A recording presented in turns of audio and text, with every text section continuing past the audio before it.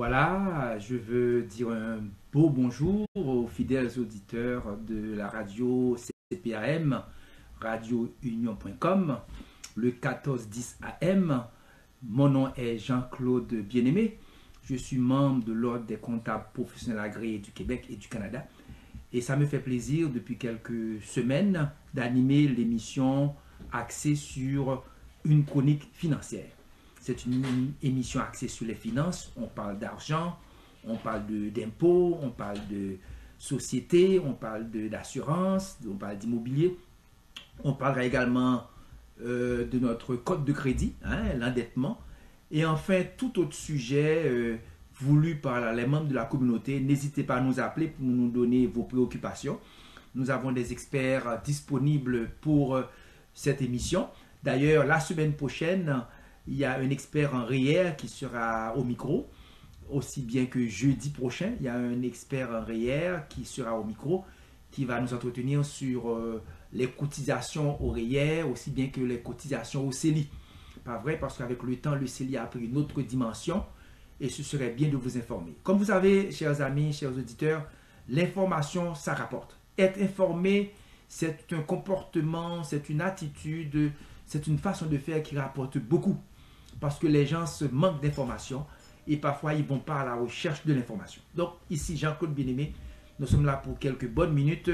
Et aujourd'hui, je tiens absolument à vous parler des crédits souvent oubliés. Des crédits souvent disponibles pour les contribuables, mais pour mille et une raisons, ou le contribuable n'en fait pas la demande, ou le préparateur de la déclaration de revenus, communément appelé déclaration d'impôt, ne fait pas la demande non plus. Alors, depuis quelques semaines, on vous a parlé de comment présenter votre déclaration de revenus si vous la faites seul ou si vous la confiez à un expert, à un comptable agréé ou un comptable tout court ou à un préparateur d'impôts. Alors, c'est certain, on a mis beaucoup en phase sur vous identifier, déclarer vos revenus totaux. On a parlé des revenus immobiliers, on a mis ça à part. Ceux qui ont des immeubles locatifs, pas vrai? Donc, on a dit comment faire ça, aussi bien ceux qui ont une petite entreprise, genre de dépanneur, genre de casse-croûte, genre de magasin de toutes sortes, aussi bien que les professionnels qui ne sont pas incorporés, des comptables, des notaires, des dentistes, des avocats, etc., qui ne sont pas incorporés. Alors, ils font partie de la gamme des gens indépendants, des travailleurs indépendants, des travailleurs autonomes, des gens qui opèrent une petite entreprise, une entreprise individuelle. On a mis de côté tout l'aspect de revenus locatifs parce que c'est une grosse rubrique. On a mis des formulaires ici à la radio pour ceux qui en veulent, aussi bien pour les petites entreprises que pour les gens qui ont un immeuble locatif. Je sais, il y en a qui m'ont contacté, j'ai demandé de passer à la radio parce que je ne transporte pas ces copies avec moi. Donc tout ça, c'est gratuit, vous ne payez pas, les formulaires sont gratuits, c'est monté par moi, c'est gratuit. J'ai même pas mis mon téléphone là-dessus pour, je ne fais pas du recrutement comme tel. Je ne cherche pas de nouveaux clients, c'est pas ça le but. Le but, c'est de vous informer. Et si je peux vous rendre utile, tant mieux. Si ça peut aller que je travaille pour vous, je n'ai pas de problème avec cela. J'ai 40 ans de service public en comptabilité et j'ai 30 ans comme membre de l'Ordre des comptables professionnels agréés du Québec et du Canada. Donc, aujourd'hui, nous mettons beaucoup d'accent sur les crédits souvent oubliés. Et quand on dit vous devez déclarer tous vos revenus, de ce revenu-là, vous enlevez les cotisations professionnelles, les cotisations syndicales, ça vous donne un revenu net. De ce revenu net-là, vous enlevez encore des crédits, pas vrai, comme frais de scolarité, comme dons de charité, frais médicaux, la rente du Québec, l'assurance emploi. Vous enlevez également le montant pour personnes vivant seules avec enfants mineurs. Donc, il y a beaucoup de montants qu'on enlève du crédit net. Du revenu net, ça vous donne un revenu net prêt à être imposé, ce qu'on appelle le revenu imposable. Du revenu net, on enlève certains crédits qui vous donnent le revenu imposable. Et du revenu imposable, on enlève l'impôt. Il y a un impôt à calculer. Parfois, il n'y a pas d'impôt à calculer. Mais s'il y a un impôt à calculer, on compare avec ce que vous avez déjà payé et ça vous donne le montant à payer ou le montant à être remboursé. C'est vrai qu'on a parlé de l'abattement. Si votre comptable est un bon comptable, si votre préparateur d'impôt est un bon préparateur d'impôt qui est expérimenté, demandez-lui ça veut dire quoi, abattement du Québec.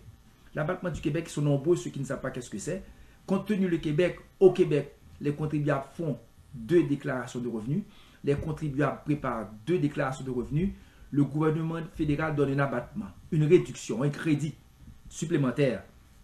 Le crédit est égal à 16,5% par vrai du montant à payer. Donc c'est vraiment bien. C'est ceux qui font l'impôt par un logiciel informatique, un logiciel d'impôt, c'est fait automatiquement. Si vous faites ça à la main sur un formulaire, c'est vous qui devez faire le calcul vous-même. Donc c'est vraiment un bon montant et comme je vous dis, il est arrivé d'autres comptables m'appellent pour savoir c'est quoi un abattement parce que beaucoup ne savent pas ça se fait dire quoi un abattement. Et on a appris à faire l'impôt sur le tas et parfois il y a beaucoup de choses qu'on oublie, il y a beaucoup de choses qu'on ignore et parfois c'est le contribuable qui perd le pot cassé. Donc aujourd'hui nous allons aller avec les crédits souvent oubliés. Alors, commençons par le commencement. Les 2 gouvernements, j'ai dit à cette émission qu'il y a 3 niveaux de gouvernement. Le gouvernement municipal, le gouvernement provincial, le gouvernement fédéral. Aux États-Unis, ils ont un genre de système fiscal qui ressemble à ça. Il y a le state, il y a le city et puis il y a le fédéral. Donc aux États-Unis, il y a 3 niveaux également. Il y a la ville où vous habitez, il y a le state qui est la province et vous avez qui est l'État et vous avez le côté fédéral. Donc vous avez 3 niveaux de gouvernement et les 3 niveaux de gouvernement ont des crédits pour les citoyens qui habitent ces territoires-là. Par exemple, prenons le premier qui est le municipal. Vous payez des taxes scolaires, vous payez des taxes municipales à la ville de Montréal, à la ville de Terrebonne, à la ville de Mascouche, à la ville de Poitiers, mettez-en.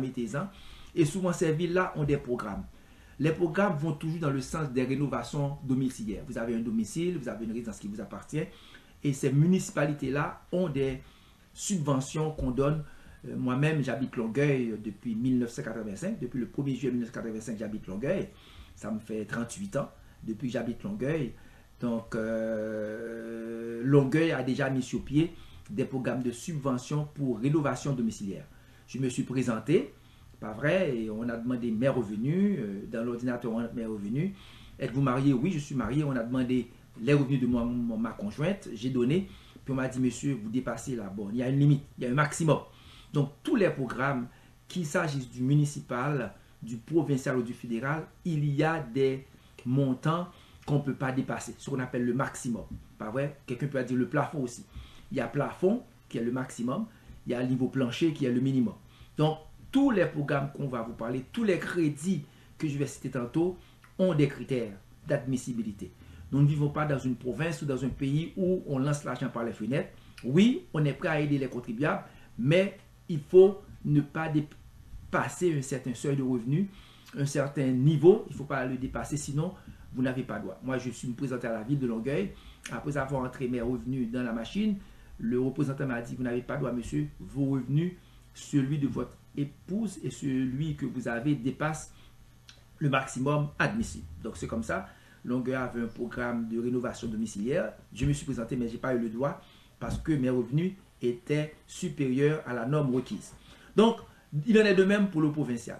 Et le provincial, c'est le gouvernement qui a le plus grand nombre de crédits remboursables. Je dis remboursables, le provincial. Et souvent, il y en a 2 ou 3, les gens s'oublient. Les gens s'oublient, par exemple, le crédit pour l'hébergement d'un parent. Souvent, je vais dans des dossiers à Longueuil, je vais à Répatigny, je vais à Laval. Autrefois, je me déplaçais pour aller chez les clients. Maintenant, je ne me déplace plus. Depuis la pandémie, les clients viennent me voir. Mais je vous dis, quand j'allais chez les gens, et puis je voyais une madame âgée, je demandais, c'est qui cette madame-là? C'est ma mère. Quel âge a elle? Quel âge elle a? 78 ans, 82 ans, oui. Est-ce qu'elle est sur votre impôt? Non, non, non. Le comptable ne m'a jamais dit, il faut mettre ma mère sur. Oui. Ta mère a 82 ans. Elle vit chez toi, et puis tu ne demandes pas un crédit. Oh, je ne sais pas, je ne peux pas au courant. Pouvez-vous faire pour moi, monsieur? Est-ce qu'on peut? Oui, oui, pas de problème. Donc parfois, je monte à 3 ans, je monte à 4 ans. Et quand je termine, les gens m'embrassent. Les gens m'embrassent parce que le comptable qui faisait l'impôt n'a pas pensé, effectivement, quand tu viens chez un comptable, il ne vous pose pas toutes les questions imaginables. Avez-vous des enfants? Avez-vous un mari? Avez-vous une tante, un oncle? Donc, qui vit avec vous papa, maman? Le comptable ne fonctionne pas comme ça. Le comptable prend vos papiers, fait la déclaration, bonjour, à la prochaine. Moi, je ne fais pas ça. Compte tenu, je suis au courant de beaucoup de crédits qui ne sont pas utilisés. Alors, je creuse tous ces crédits-là. Et quand je termine la liste est terminée. Donc, au fédéral, il y a également des crédits non utilisés, non réclamés. Et notre émission aujourd'hui, les 60 minutes que nous avons avec vous, vont être portées sur ces crédits. Débutons par le début, commençons par toujours, je dis aux gens, par le fédéral. Pourquoi le fédéral? Le fédéral, il y a moins de crédits, il y a moins de lignes, il y a moins de cases à remplir. Et qu'est-ce qui est bien? Une fois que vous remplissez le fédéral, l'information est transférée au provincial. Pas vrai? Donc c'est pour ça qu'on commence toujours par le fédéral qui est la tête, qui est le pays comme tel. Québec est une province, Montréal est une ville. Il y a la ville qui est le municipal, il y a la province qui est le provincial, il y a le Canada qui est le fédéral. Donc il y a 3 niveaux de gouvernement. Et chaque fois je dis ça aux gens, souvent, bon, il y en a qui viennent d'arriver, il y en a qui sont là depuis un bout de temps. Beaucoup ne savent pas qu'il y a 3 niveaux de gouvernement. Beaucoup disent qu'il y a le fédéral et le provincial, alors que le municipal a beaucoup de crédits pour nous aussi. Parfois pour les petites entreprises. Pendant la pandémie, vous savez, presque tous mes clients ont reçu la subvention, le prêt gouvernemental de 60 000. Presque toutes les compagnies pour lesquelles je fais de la comptabilité publique ont reçu ce montant-là. Pourquoi? C'était un crédit disponible. Mais il fallait faire la demande. Si vous n'êtes pas incorporé, vous êtes juste entreprise individuelle, il fallait monter un budget. J'ai monté ça pour tous mes clients et je peux vous dire que ça a bien été. Il y en a qui sont venus me voir, mais c'est trop tard parce que le programme a une date de début. Ces programmes-là ont une date de fin également. Donc, les entreprises, j'en ai 2 ou 3 qui sont venus me voir, mais c'était trop tard parce que sur les entreprises individuelles, il fallait faire un budget agréé par le gouvernement pour avoir droit aux 60 000. Moi qui vous parle, je suis comptable agréé, j'ai un bureau de comptabilité. J'ai eu droit à ce 60 000 de crédit également, remboursable le 31 décembre 2023. Et si la date passe, vous n'avez pas remboursé, à ce moment-là, vous ouvrez une boîte de Pandore, les crédits, les taux d'intérêt embarquent, aussi bien que la subvention de 60 000, on vous donne 20 000 en cadeau. Donc, si vous ne respectez pas les conditions, vous n'aurez pas le 20 000 en cadeau. Donc, les 60 000 qu'on a passé au gouvernement, le prêt qu'on appelle CUEC, pas vrai? Donc, le crédit donné lors de la pandémie. Donc, si vous ne remboursez pas le 31 décembre 2023, vous allez avoir des problèmes. Maintenant, c'est certain qu'on peut rembourser par tranche. 60 000 qu'on vous a passé, 20 000 sont un cadeau, constituent un cadeau, 40 000 sont à rembourser. Vous faites 4 versements de 10 000, ça finit là. Donc, vous aurez droit à votre 20 000, vous n'aurez pas d'intérêt à payer. Je profite pour dire à tout le monde, à chaque fois qu'il y a une dette, attendez pour avoir des intérêts. Parfois, les gens m'appellent à la maison, les gens veulent venir me voir parce que l'impôt n'a pas été payé le 30 avril, il y a un intérêt, ils viennent me voir. À chaque fois, vous avez une dette fiscale, une dette bancaire, une dette institutionnelle. À chaque fois que vous avez une dette, attendez-vous à payer des intérêts. Le pays est fait comme ça. Le système comptable, fiscal est préparé comme ça. Toute dette entraîne des intérêts. L'autre chose que les gens m'appellent pour me poser des questions, c'est la pénalité. Alors, on va être très simple avec vous. La pénalité, c'est parce que vous n'avez pas respecté une date d'échéance. Exemple, pour les particuliers, l'impôt, vous devez faire une déclaration de revenus au plus tard le 30 avril. Ceux qui ont une petite entreprise, la date est prolongée jusqu'au 15 juin. Et si le 30 avril arrive, vous avez une dette, vous ignorez la dette, vous avez à payer 400 $, 300 $, 500 $, vous ignorez ce montant-là, sachez que ce montant va produire des intérêts. Pour la pénalité, c'est parce que vous n'avez pas respecté la date d'échéance. Exemple, au lieu de faire votre impôt le 30 avril, vous faites votre déclaration en mai, en juin ou en juillet. Quand votre déclaration est faite, de revenus est faite, et vous avez un montant à payer, il y aura non seulement des intérêts, il y aura des pénalités. Pénalités pour n'avoir pas respecté la date d'échéance. Pas vrai? Ne pas respecter l'échéance donnée par l'État. Pas vrai? Donc, quand il y a non-respect de la date d'échéance, attendez-vous à avoir des pénalités. Quand vous ne respectez pas cette date-là, il y a pénalité bien sûr, mais quand vous ne payez pas à temps non plus, il y a des intérêts. Pour certaines personnes, il y a pénalité seulement. Pour d'autres, il y a intérêt. Pour d'autres, il y a intérêt et pénalité. Donc, il fait que il y en a qui se ramassent à payer des pénalités et des intérêts parce que, premièrement, ils n'ont pas fait ça à temps et deuxièmement, parce qu'ils ont une dette. Et non seulement le fédéral et le provincial, même chose pour les banques. Même chose pour les banques. C'est sûr, il n'y a pas de pénalité.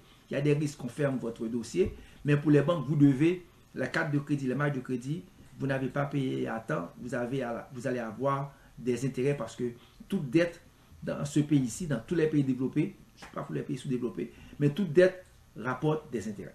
entraîne des intérêts. Pas vrai? Donc le premier crédit que les gens s'oublient, et je m'adresse beaucoup cette fois-ci aux jeunes de 18-19 ans, j'en ai reçu un la semaine passée, j'en ai reçu un autre, ça fait 3 mois, ils ne font pas leur déclaration de revenus parce qu'ils ne travaillent pas, parce qu'ils n'ont pas reçu les papiers. Pour mille et une raisons, je rencontre des jeunes qui me disent, ça fait 3 ans, ça fait 4 ans, ça fait 5 ans, je n'ai pas fait ma déclaration de revenus. J'ai rencontré un, ça fait 3 mois, il était hébergé dans une famille d'accueil, et voilà, maintenant, il est dans son propre appartement, il travaille, mais depuis qu'il travaille, il n'a pas fait sa déclaration de revenus. Il n'a pas fait, il ne savait pas qu'il fallait le faire, personne ne lui a dit qu'il fallait le faire, c'est un jeune homme de 19 ans. Donc, ce jeune homme-là a des crédits non utilisés, qu'on appelle la TPS et le crédit solidarité. Ça veut dire quoi? La TPS, c'est taxe sur les produits et services. Compte tenu de tout ce qu'on achète, on paie des taxes d'achat, la taxe de consommation. Alors, l'État prélève un certain 5%. Les institutions, les banques, les compagnies de manufacturières, les compagnies de services et toute entreprise qui a pignon sur rue prélève 5% sur les achats de produits qui sont taxables. Maintenant, le gouvernement permet à la fin de l'année, en faisant votre déclaration de revenus au 30 avril, de vous verser un certain montant pour compenser. Et ces montants-là commencent le 1er juillet de chaque année.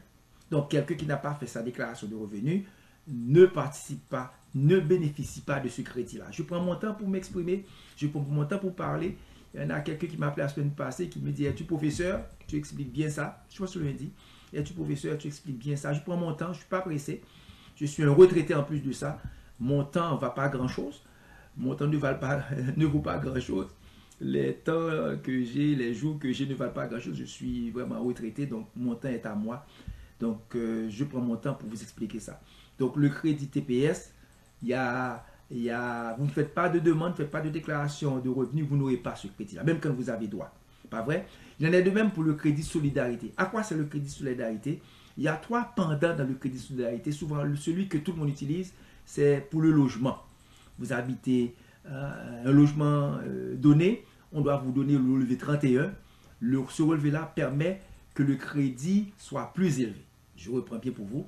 Le Canada donne un crédit qu'on appelle la TPS, taxe sur les produits et services, parce que vous consommez. Quand vous achetez, vous payez 5% de TPS, alors que le provincial donne un crédit solidarité. Ce crédit-là, ils mettent 3 choses là-dedans. Ils mettent si vous habitez une région éloignée, dans le Grand Nord par exemple, si vous habitez un logement ou si vous avez consommé, comme tout le monde consomme, donc vous avez un crédit qu'on appelle crédit solidarité. On donne ça au mois ou par trimestre. Et ce crédit provincial, si vous n'avez pas fait votre déclaration de revenus, vous n'avez pas droit à ce crédit-là. Je reprends pour vous. Nous sommes dans un système fiscal qui est auto-cotisable. Auto veut dire, c'est toi qui dois faire la démarche. C'est vous qui devez faire la démarche et non pas le gouvernement. Donc les jeunes qui ont 18 ans et plus, parfois quand j'allais chez les maisons des gens, j'allais faire la déclaration chez les gens. Puis j'ai dit, je vois un fils passer là. C'est quoi? C'est ton fils? Oui, c'est mon fils. Il est au cégep. Il a 19 ans. A-t-il fait sa déclaration de revenus? Non. Mais il ne travaille pas? Oui, madame. Il a 19 ans, il a 20 ans, 21 ans. À partir de 18 ans, un jeune peut faire sa déclaration de revenus. Même quand il habite chez ses parents, il n'a pas de revenus. Il peut faire la déclaration pour avoir le crédit solidarité et le crédit au fédéral. Donc c'est important, important, important. Et je peux vous dire, beaucoup de jeunes dans notre communauté ne sont pas au courant de ça, n'ont pas d'informations financières, n'ont pas d'informations fiscales. Et c'est quand ils viennent me voir, je remonte à 2-3 ans pour demander le crédit. Et ça peut monter. Parfois, je blague avec eux. Parfois, il y en a qui ont 3 000, il y en a 4 000. J'ai dit, c'est le prix d'acheter une petite voiture. C'est le moment d'acheter une petite voiture. C'est le moment d'acheter un réel. C'est le moment d'acheter, d'investir dans le placement garanti. Parce qu'il y en a, après 5 ans, 6 ans, qui accumulent beaucoup de montants qui n'ont pas réclamé au niveau de la TPS et au niveau du crédit de solidarité. Avant, on disait TVQ, ils ont changé le nom pour l'appeler crédit solidarité. C'est important, le langage, le vocabulaire, ça veut dire qu'on parle la même affaire. Pour le fédéral encore, il y a un crédit qui est là, depuis quelques années, le provincial a embarqué, c'est le crédit pour l'achat d'une nouvelle propriété.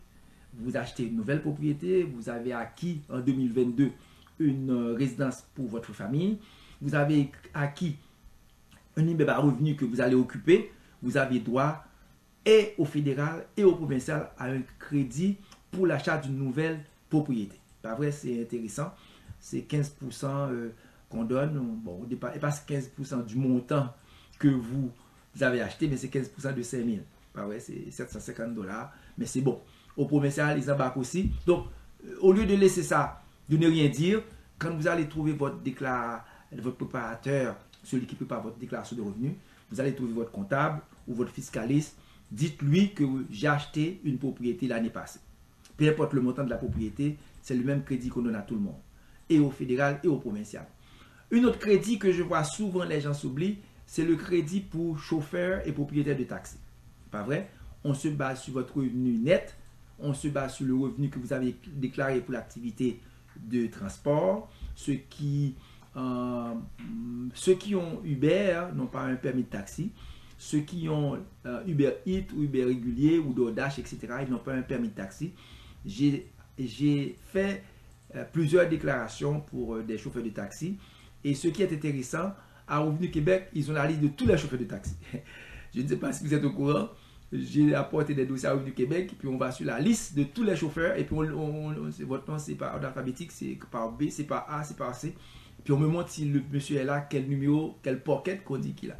Donc, si vous ne faites pas du taxi, vous demandez un crédit pour taxi, on va juste vérifier pour voir si vous avez droit et si vous avez un numéro de pocket, comme on dit, un numéro de permis. Sinon là, vous n'avez pas droit. Donc, les crédits pour chauffeur de taxi, qu'il soit chauffeur ou propriétaire, il y a un montant qu'on donne. Pourquoi on donne ce crédit-là?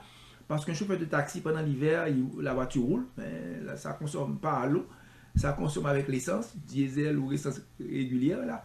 Donc, une voiture à essence qui roule pendant l'hiver, il donne une subvention, il donne un crédit, et le crédit dépend du revenu généré par le taxi. Souvent, ce que font certains chauffeurs de taxi, ils mettent le revenu au minimum. Minimum, là, 12 000 $, 15 000 $, ils mettent ça au minimum.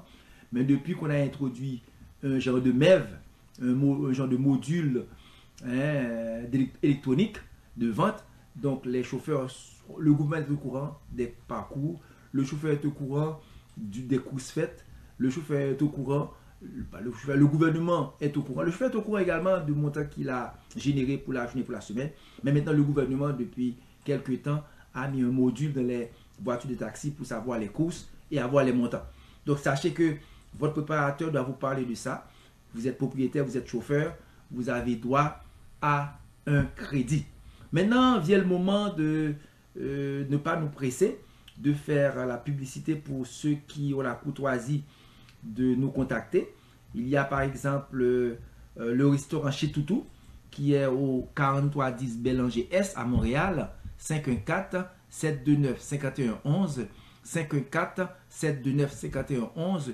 Au restaurant Chez Toutou, vous allez trouver un service hors pair pour les communions, les réceptions, les petites agapes familiales.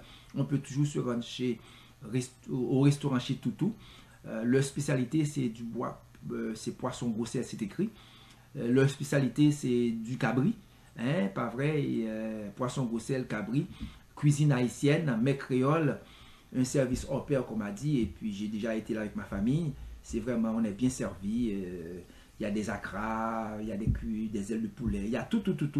Alors, au restaurant Chez Toutou, c'est tout un délice, car j'ai été essayer ça, et puis c'est très bon. Le groupe Adar, c'est un groupe qui se trouve au 230 Henri Bourassa S, bureau 201, le 514-518-2982. Le groupe Adar fonctionne au niveau de la tenue des livres, un multiservice qui offre les services de comptabilité générale, de tenue de livres, gestion de projet, assermentation. C'est un groupe, on peut préparer votre CV, pas vrai, votre déclaration de revenus aussi.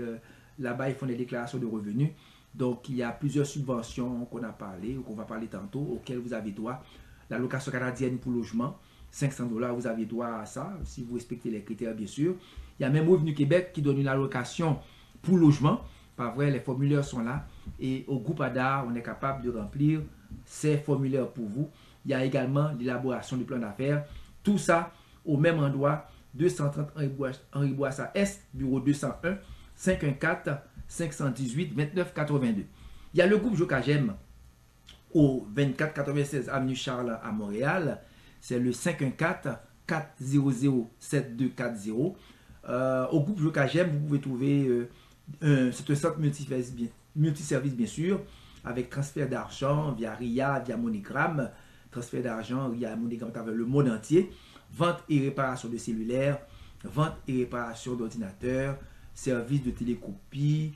On a également ceux qui veulent envoyer des documents par transmission électronique, ceux qui veulent consulter leur compte ou leur courriel, tout ça, le groupe Jocagem, 2496 avenue Charland, Montréal, 514-400-7240.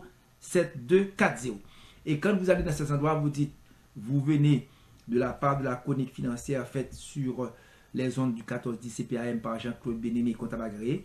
Alors tout de suite, on va vous donner un rabais additionnel. Easy Support. Easy Support, c'est un service de création de sites web, un service de support informatique à distance ou à domicile. Easy Support fait la vente et l'installation du Microsoft. Aussi bien, le groupe offre les services informatiques. J'ai fait appel à leurs services, ils sont très compétents. C'est Jean-Eddy Sylvestre qui est informaticien, très compétent, et puis le prix n'est pas élevé. Donc souvent, je fais appel à ces services pour mes problèmes informatiques.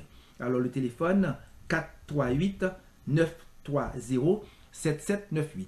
438-930-7798. Nous avons Actuaire Plus. Actuaireplus.com, c'est un service actuariel en responsabilité civile. Actuaire.com vous offre l'accompagnement dans le calcul du partage du patrimoine familial. On entend des gens qui sont en instance de divorce, des gens qui comptent divorcer, qui sont en train de divorcer, ou qui sont même dans le divorce. Vous voulez savoir combien il faut donner en pension alimentaire, comment partager le patrimoine. Actuaireplus.com est la solution. Et ce qui est intéressant, c'est que on vous accompagne dans ces moments difficiles.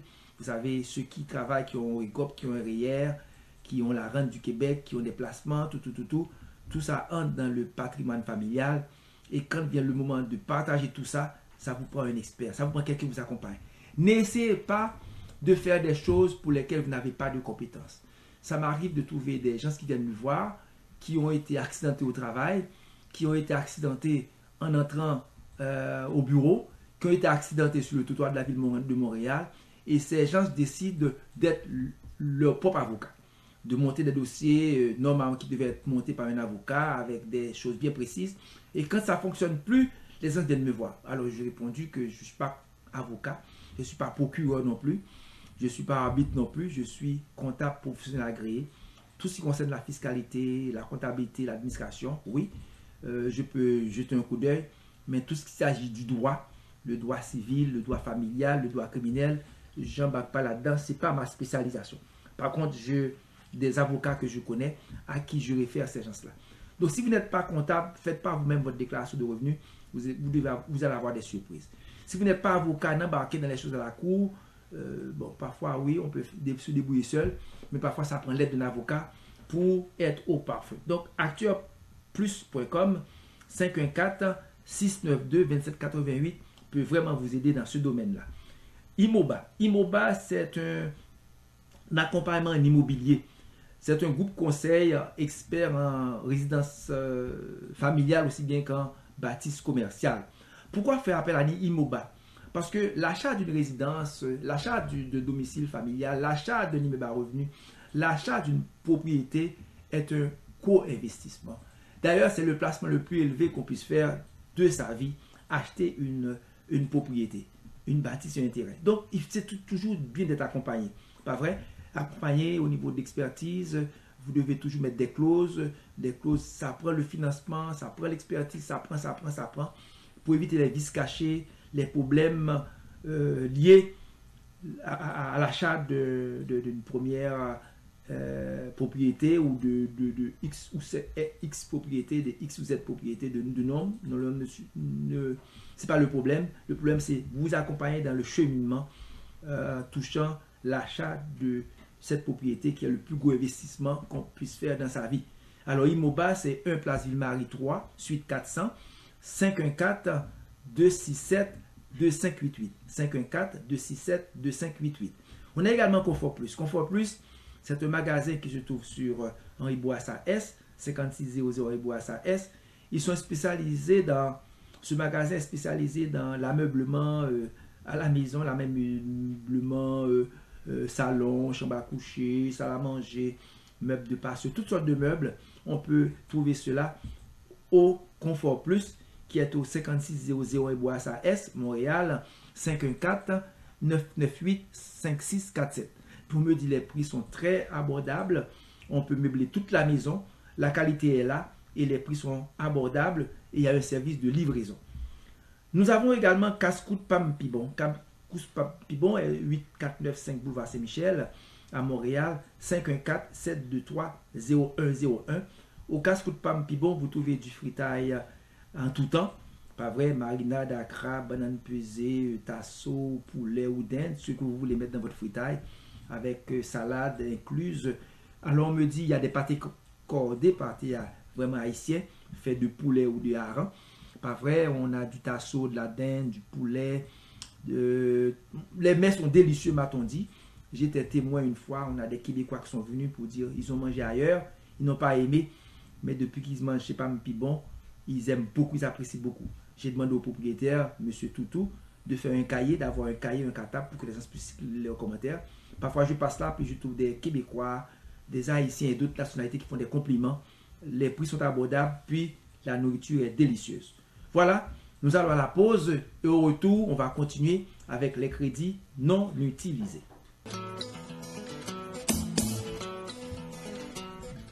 Voilà, nous sommes de retour. Ici Jean-Claude Bien-Aimé. J'anime cette émission depuis quelques semaines. Je suis membre de l'Ordre des comptables professionnels agréés du Québec et du Canada. Et depuis quelques semaines, nous mettons beaucoup d'accent sur l'aspect financier, car nous avons remarqué qu'on a beaucoup de crédits disponibles dans les 3 paliers du gouvernement. Et ces crédits dorment dans les coffres du gouvernement et personne ne les réclame par faute d'ignorance ou par manque d'expérience du préparateur de déclaration ou du comptable. Donc on a beaucoup de crédits. Parfois je vais chercher jusqu'à 4, 5, 6 ans en arrière parce que ça n'a pas été réclamé. Alors nous poursuivons, on vous a déjà parlé des crédits plusieurs tantôt là, et il y a des crédits pour la rénovation de votre résidence en termes de chauffage, ventilation et autres. On a également un crédit que souvent les gens oublient. Nous sommes dans une communauté avec des gens qui ont de petits revenus et depuis des années, Revenu Québec a mis un programme d'allocation logement. Là encore, tous les programmes, tous les crédits, il y a des critères d'admissibilité. Nous l'avons dit au début, nous le disons encore une fois. On ne vous donne pas l'argent, on ne gage pas l'argent par la fenêtre comme ça par vous. On ne dépose pas l'argent dans votre compte comme ça. Vous avez, à chaque fois qu'on a un crédit, qu'on donne un montant, vous devez satisfaire, répondre à certains critères. Comme allocation logement, ça commence à $80 par mois et ça peut aller jusqu'à $200 par mois. Pas vrai? Revenu Québec, par définition, vous n'envoyez pas le formulaire. C'est à vous d'appeler. Pas vrai? C'est à vous d'appeler Revenu Québec. Si vous avez accès à Internet, vous tapez Revenu Québec, vous allez avoir le numéro. Vous tapez Revenu Canada, vous allez avoir le numéro. Il faut appeler. C'est comme on dit, nous sommes dans un pays où on appelle les gens à être autonomes. C'est à vous de faire la démarche. Allocation logement commence à 80 par mois. 10 mois te donne 800. 10 mois par 80 te donne 800. Et 12 mois te donne $960. Minimum. Et ça peut aller jusqu'à 2000. 2000 par 12 mois vous donne 2400. Pas vrai? Donc, qui fait que c'est de l'argent qui est là. À qui cet argent-là est destiné? Aux gens qui ont des revenus raisonnables. Comme l'allocation du fédéral, ça a commencé cette année. Ils ont décidé, c'est 20 000 pour un particulier, 35 000 pour une famille. Donc, il faut que le loyer que vous payez est égal ou dépasse 30% de ce revenu-là. Donc, ce qui fait qu'il y a des critères. Vous devez effectivement avoir un logement en 2022 et avoir une déclaration de revenus faite en 2021. Parce que l'impôt de 2022 commence à entrer dans un ordre là. C'est pour le 30 avril de cette année, donc ce n'est pas encore disponible. Donc, on tient compte des chiffres de 2021. Donc, je suis sûr et certain, ce programme qui vient de commencer avec $500 forfaitaire une seule fois, il y en a beaucoup qui vont le rater. Il y en a beaucoup. Moi, je compte d'ici une semaine, passe à travers tous mes clients. J'en fais 600 de déclarations, 300 au provincial, 300 au fédéral. C'est beaucoup de dossiers pour moi. Parce que les gens ne viennent pas. Les gens ne vont pas chercher l'information. C'est quand on appelle, avez-vous appliqué? Avez-vous demandé? Ah, je devais appliquer, je devais demander. Ah, mais peux-tu le faire pour moi? Pouvez-vous le faire pour moi? Donc, et il y a une date de fin. 31 mars, c'est la date où ce programme prend fin. Donc, si vous ne faites pas pressé, vous dormez sous le gaz, vous êtes toujours sur Haïti, vous êtes toujours sur communauté kidnapping, vous oubliez ces programmes-là, c'est à vous de faire la démarche et non pas l'État qui doit faire la démarche. Donc, il y a l'allocation fédérale, 500, l'allocation provinciale commence à 80 et finit à 200. C'est par mois le provincial, alors le fédéral, c'est une fois. Pas vrai? Donc, ce crédit est disponible. Comme j'ai dit, mes clients à moi, je vais passer à travers la banque de données pour voir tous ceux-là qui ont gagné moins que 20 000. Alors, je vais les appeler pour la démarche. Un autre crédit, les gens oublient souvent, c'est le crédit pour don de charité. Nous sommes dans une communauté où beaucoup de gens sont religieux, vont à l'église et parfois, ils ne prennent pas le reçu de don de charité. Et quand je demande pourquoi vous ne prenez pas le reçu, il me dit, j'ai donné à Dieu. Faux.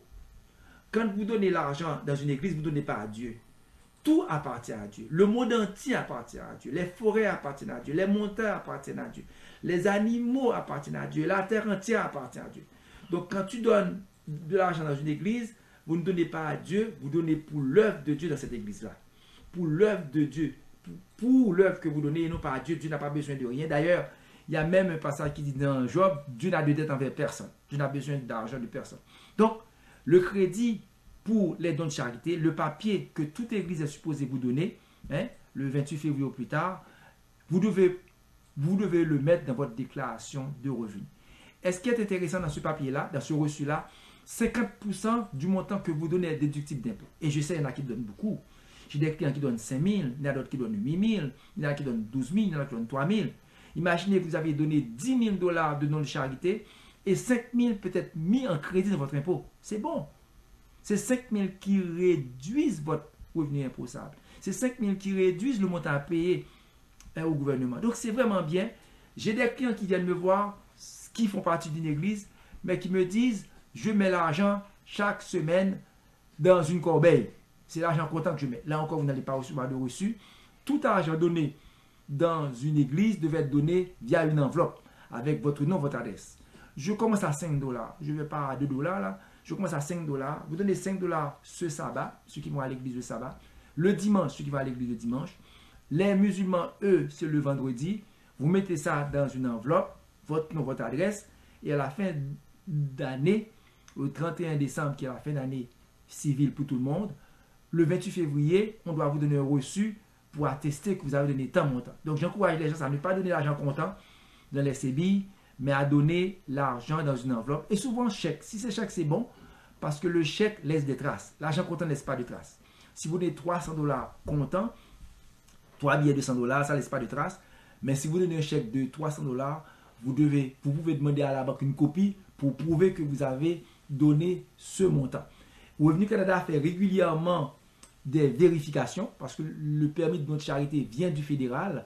Donc le fédéral fait régulièrement des vérifications et vous demande d'envoyer vos reçus de dons de charité, parce que souvent l'impôt est fait par électronique.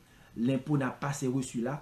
Donc l'impôt vous demande une copie. Puis les gens sont fâchés quand ils tombent en vérification, parce qu'ils disent l'État doit savoir, je suis religieux, l'État doit savoir, je suis ceci, je suis cela. Il doit pas savoir que j'ai un conjoint, il doit savoir j'ai des enfants mineurs. Non. Oui, l'État c'est tout ça, mais l'État a besoin du papier pour être sûr que vraiment vous avez cotisé, vous avez donné des montants en lien avec la charité et ces montants sont déductibles pour fin d'impôt. J'ai des clients qui viennent me voir pour me dire, mets 3 000 comme don de charité. Avez-vous un reçu? Non, je n'ai pas de reçu. Je ne peux pas mettre 3 000, monsieur. J'ai un monsieur qui n'est pas revenu me voir l'année suivante. Pourquoi? Parce que je demande un reçu. Il me dit, bon, chaque année, le pasteur me dit de mettre 3 000 dans mon impôt. Si on a besoin, il va me donner un reçu. Je ne fonctionne pas comme ça, moi-même. Et depuis quelques années non plus, je ne fonctionne plus au téléphone. Les gens vous appellent pour dire, je suis infirmière, je n'ai pas ma cotisation, mettez 400. Je suis dentiste, mettez 800. Je ne fonctionne pas comme ça. Parce que quand l'impôt demande des preuves, la personne oublie qu'elle vous a appelé au téléphone pour vous dire de mettre tel montant. J'ai eu un seul cas comme ça. Quelqu'un m'a appelé pour mettre des dons de charité. Quelqu'un m'a appelé pour mettre permis infirmière. Quelqu'un m'appelle pour mettre frais de garderie. Et quand l'impôt demande les papiers, la personne dit, mais je t'ai dit ça vraiment? Quand est-ce que je t'ai dit ça? Donc, il y a le créole risé. Donc, depuis lors, je ne fais plus ça au téléphone. je veux que les gens me donnent les papiers ou m'envoient un courriel parce que je ne fonctionne plus avec les gens qui vous appellent pour dire mettre des montants. Il y a un monsieur qui me dit de mettre 3000. Quand je lui demande des papiers, il dit il n'a pas de papier. C'est le pasteur qui lui dit de mettre ça. Et puis si on a besoin de papier, il donne le papier. Je ne fonctionne pas comme ça depuis quelques années parce que ça donne des problèmes. Il y a également le crédit souvent oublié qui est un crédit monnayable très intéressant. C'est le crédit pour l'hébergement d'un parent. Pas vrai? Papa, maman, oncle, tante, pas vrai, chez vous. Parfois, le bail est au nom du parent. Je demande au contribuable de changer le bail, de mettre en son nom. C'est lui qui héberge ses parents. Pas vrai, j'ai quelques cas, j'ai fait comme ça, j'ai fait inverser le nom au bail. Avant, c'était maman qui louait la maison. Fiston est avec maman.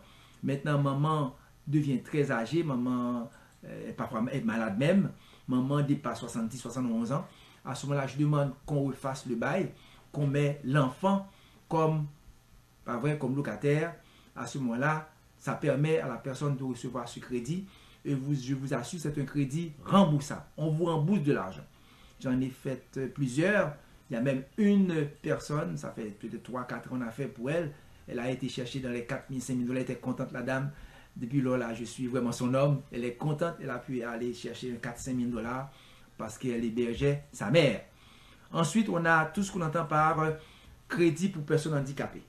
Et là encore, l'année passée, j'ai parlé à un monsieur qui a un enfant qui est handicapé. L'enfant souffre de schizophrénie. L'enfant souffre de problèmes de santé graves. Et l'enfant a 18 ans, on demande rien pour l'enfant. Alors qu'un enfant qui a 18 ans ici au Québec, on appelle ça un enfant majeur. Et un enfant majeur, Revenu Québec donne un montant pour cet enfant majeur-là. C'est comme ça, ressemble beaucoup à l'aide sociale. C'est pas l'aide sociale, c'est pas l'aide du dernier recours. Mais les personnes handicapées qui sont majeures, qui ne sont pas habilitées à travailler, qui ne sont pas sur le chemin de l'emploi, qui n'ont pas un travail, doivent recevoir un montant du Québec. Et beaucoup de parents ont des enfants handicapés majeurs, ne vont pas après ces montants-là. Non seulement il y a un crédit pour personnes handicapées, mais également un montant qu'on donne qui ressemble beaucoup à l'aide sociale qu'on donne pour les enfants handicapés majeurs. Parce que l'enfant est handicapé, l'enfant ne peut pas aller travailler. L'handicap ne permet pas à l'enfant d'aller travailler, d'occuper un emploi. Donc, le gouvernement supplée. Et je vous dis encore, beaucoup de parents ne sont pas au courant de ça. Beaucoup de parents ne savent pas que ne disent pas aux préparateurs de l'impôt, préparateurs de la déclaration de revenus, que mon enfant est handicapé. On a un peu de gêne, on éprouve un peu de gêne à dire ça. Et parfois, vous perdez crédit pour personnes handicapées et vous perdez également le montant qu'on donne chaque mois pour l'enfant. Ce n'est pas beaucoup de montant, c'est dans les 5 à 600 $ qu'on donne par mois. Mais quand même, 500 $ par 12, ça fait 6 000, 600 encore plus. Donc, vous avez intérêt à aller chercher ces crédits-là. Et je suis bien content d'animer cette émission parce que chaque année, je trouve 2-3 cas comme ça. Et je disais, pas normal, les gens savent tout ce qui se passe en Haïti. Les gens sont au courant du maire de Port-au-Prince. Ils sont au courant des policiers qu'on a tués. Ils sont au courant des gens qu'on a kidnappés. Mais quand il s'agit d'argent, c'est silence. Et pas tellement quel silence, silence de cimetière. Un silence de cimetière, les gens ne sont pas portés à être au courant. Par exemple, je fais des blagues avec les gens. Parfois, je demande, c'est quoi le maire de telle ville? C'est quoi la maire de telle ville? Dernièrement, j'ai fait ça avec mon épouse. Je demande, c'est quoi la mairesse de Longueuil? Hein? Il faut, vous habitez une ville, vous devez savoir, même le député du coin, être au courant du député du coin, être au courant du maire. C'est quoi? Il s'appelle comment ce maire-là? Elle s'appelle comment cette mairesse-là? Avoir de l'information. Ne me dites pas, on a kidnappé 5 personnes d'Haïti. Ne me dites pas qu'on a tué 4 policiers. Je sais, c'est grave, mais ce n'est pas ça ma préoccupation. Je vis au Québec, je suis préoccupé par ma vie au Québec, et puis de temps à autre, je vais chercher les nouvelles d'Haïti, les nouvelles d'ailleurs, de France, des États-Unis. Mais c'est important, et je pense que si on arrive à ce but, après les chroniques financières, on va dire bravo. Pourquoi? Parce que les gens ignorent beaucoup de choses quand il s'agit de l'argent. Par exemple, demandez à une dame, 2022 s'est écoulé, nous sommes en 2023, combien avez-vous gagné en 2022? Soit dit encore, combien vous gagnez en 2022? Ah ben, 2022, combien vous gagnez? Je ne parle pas la marine, parce que c'est marine qui fait pour moi. C'est marine qui a bail. Demandez au monsieur, combien vous avez gagné? Combien vous gagnez? Je ne parle pas la madame, moi, parce que madame moi qui gagne tout papier, moi. Vous devez savoir combien vous avez gagné en 2022.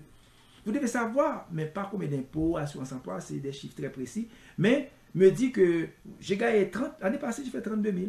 Mon revenu brut, c'est 32 000. L'année passée, mon revenu brut, c'était quoi? 45 000, je pense. Pas vrai? Être capable de fournir les chiffres.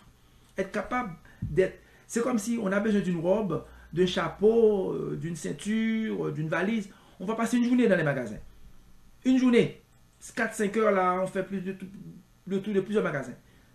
Mais quand il s'agit de mon argent, silence de cimetière. Même chose pour monsieur, pour une cravate qui va avec le costume, il passe dans 3-4 magasins. Pour des chaussures qui vont avec le costume, mais quand il s'agit, c'est quoi votre revenu net? Parce que quand vous appelez Revenu Canada, Revenu Québec, on vous demande c'est quoi votre revenu total, c'est quoi votre revenu net. Votre revenu net. C'est important d'avoir cette information. Encore, le fédéral donne des crédits pour activités sportives, aussi bien que le provincial. Vous avez des enfants à l'école, les enfants suivent des cours de karaté, les enfants suivent des cours de judo, tout et tout. Il y a des crédits qu'on donne pour activités sportives. Il y a des crédits qu'on donne également pour activités artistiques, et au provincial et au fédéral. C'est quoi artistique? Votre enfant suit des cours de musique, votre enfant va dans des cours de ballet, votre enfant suit des cours d'anglais, pas vrai? Toutes sortes de ces cours-là, toutes sortes de ces cours donnent droit à des crédits, et au provincial et au fédéral, qu'on appelle crédit pour activité artistique. Et parfois, les gens qui viennent ne disent pas que mon enfant suit des cours de karaté, mon enfant suit des cours de danse, mon enfant suit des cours d'anglais, de français, mon enfant suit des cours de musique. Les parents ne disent pas ça. Ou encore la personne qui donne les cours ne donne pas de reçu. Si vous voulez avoir droit à ces crédits, vous devez effectivement exiger un reçu. D'ailleurs, au Québec, tous les crédits, ça prend des reçus. Même quand on fait l'impôt via Internet, transmission électronique, on ne produit pas les reçus, mais les reçus peuvent être demandés n'importe quand, à n'importe quelle date. Donc c'est important pour qu'un reçu soit acceptable, ça prend l'adresse de la personne qui a fourni le service, ça prend son téléphone, ça prend son numéro de TPS-TVQ, si c'est ce service taxable, ça prend également le montant. Il faut que ce soit clair. N'importe quel reçu n'est pas accepté pour faire l'impôt. Je vois des crédits pour dons de charité, quelqu'un fait des campagnes pour association des CAI, association de Jérémie, association du Cap, association de Port-au-Prince, association de Jacmel. Les gens prennent un morceau de papier, j'atteste avoir reçu de Jean-Claude Bien-Aimé la somme de $100 pour l'association du Cap. Ce n'est pas accepté pour faire l'impôt. L'impôt n'accepte pas un tel reçu. Pas vrai? Ça prend le numéro, si vous êtes un organisme de charité, ça prend votre numéro de l'organisme de charité, ça prend votre téléphone, ça prend l'adresse, ça prend la signature, ça prend la date, ça prend beaucoup d'informations pour que reçu soit accepté comme papier, comme document admissible pour faire l'impôt. Donc, un dernier crédit que les gens s'oublient, c'est le crédit pour le maintien à domicile d'une personne âgée. Vous savez, le gouvernement encourage beaucoup les personnes âgées à rester à la maison. Hein? Il y a même des cas que j'ai fait où c'est la Caisse populaire des jardins qui s'occupe d'envoyer quelqu'un pour faire la buanderie, la nourriture, tout. Et l'État fait une avance de fonds pour pouvoir payer ces services-là. Mais à la fin de l'année, la personne doit dire combien ça m'a coûté, combien j'ai dépensé pour avoir le surplus. Donc, il y a tout un assemblage de crédits. Ça, je vous ai cité peut-être une vingtaine, mais il y a plus que 20. Il y a plus que 20, il y a plus. Au provincial, là, juste les crédits autres, il y en a une quinzaine. Et les autres crédits, c'est plus que 5. Pas vrai? Donc, qui fait qu'on vous met au coin de ça. Il y a des crédits qui sont calculés automatiquement, comme la prime, c'est calculé automatiquement. Un jeune qui est à l'école n'a pas droit aux primes pour le travail. Hein, et au fédéral et au provincial, un jeune qui est à l'école reçoit un T2202 ou un LV8 du provincial, un T22 du fédéral. Avec ce papier-là, il est à l'école à temps partiel ou à temps complet. Il n'a pas droit au crédit lié à la prime au travail parce qu'il ne travaille pas, il est à l'école. Pas vrai? Maintenant, c'est sûr et certain, comme on a dit, ce qu'on doit être un résumé, c'est plus profond que cela, c'est plus large que cela. Mais celui qui fait votre déclaration de revenus, posez des questions. Si vous avez payé là, n'hésitez pas à poser des questions. Est-ce que tu as mis pour moi le crédit? Est-ce que tu as mis pour moi? Est-ce que tu as demandé pour moi? Posez des questions. Si vous ne payez pas, bon, un petit lance, ça fait l'affaire. Mais dès que vous sortez de l'argent pour payer pour un service, vous pouvez exiger une certaine qualité. Vous pouvez exiger un certain professionnalisme parce que vous avez payé. Voilà, c'est le tour de tout ce qui concerne l'impôt. La prochaine fois, un fiscaliste qui viendra, qui vous parlera de la date de prescription. Hein. Il y a un certain nombre de temps que vous ne pouvez plus demander ces montants-là. Il y a une date de prescription, pas vrai? Il y a également vos dossiers doivent être conservés pour une certaine période donnée. Donc il y a un fiscaliste qui va venir ici au micro. Je réserve ces questions ça pour lui, même quand j'ai les formations. Combien de temps il faut garder nos documents? Combien de temps il faut garder la déclaration? C'est quoi la date prescrite? Pas vrai? Il vient également nous parler des sujets plus pointus encore en ce qui a trait à l'impôt de particulier, des choses liées au conjoint de fait, par exemple. Un conjoint de fait, c'est qu'un conjoint par le fait parce que vous avez un enfant avec la personne, vous avez adopté avec un enfant, parce que vous vivez depuis 12 mois consécutifs avec la personne. Et je peux vous dire, chers amis auditeurs, je tombe sur des dossiers parfois, j'ai envie de pleurer. Comme une dame québécoise qui a laissé le logis, le domicile familial, qui est allée se loger ailleurs parce qu'il y a des problèmes avec son mari. Et quand le mari a décidé 3-4 mois après, on lui a refusé tout ce qu'on entend par conjoint survivant, tout ce qu'on entend par montant qu'on donne à quelqu'un qui survit un décès. Pourquoi? Parce que l'impôt dit qu'elle a 2 adresses. Elle a une adresse pour dire qu'elle habite sur Préfontaine, et elle a une autre adresse pour dire qu'elle habite Saint-Georges. Donc l'impôt dit qu'il fallait rester 12 mois consécutifs là avec la personne pour avoir droit, c'était le provincial qui disait ça, pour avoir droit au conjoint, au montant de conjoint suivant. Sinon, on ne vous donne pas le conjoint madame. Donc je lui ai demandé de prendre un avocat, ce n'est pas mon domaine. Mais comme ça, en laissant le foyer pour aller vivre ailleurs, le mari a décidé 3 mois et puis tous les crédits qu'elle avait droit, tous les montants auxquels elle avait droit tombaient à l'eau parce qu'elle avait 2 adresses. Elle ne vivait pas 12 mois consécutifs avec le monsieur. Donc on a beaucoup de cas comme ça, beaucoup d'argent sont perdus. Puis nous nous sommes dit, ce n'est pas normal de laisser une communauté appauvrie comme ça.